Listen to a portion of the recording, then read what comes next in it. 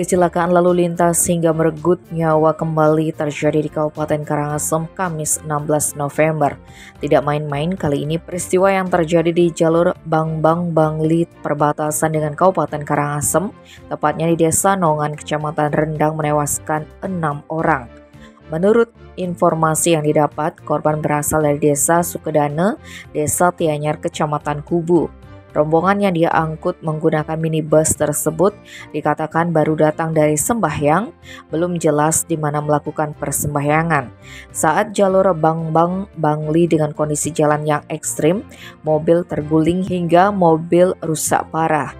Sedangkan penumpang di dalamnya tergencet, 4 orang meninggal dunia di lokasi kejadian, sedangkan 2 lainnya meninggal dunia di Puskesmas Rendang.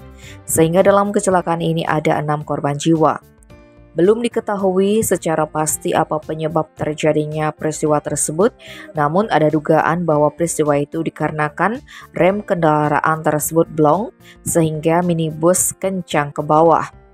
Dikonfirmasi terpisah Kasihhumas Polres Karangasem, Ibtu Igede Sukedane membenarkan lokasi kejadian itu masih berada di wilayah hukum Polres Karangasem.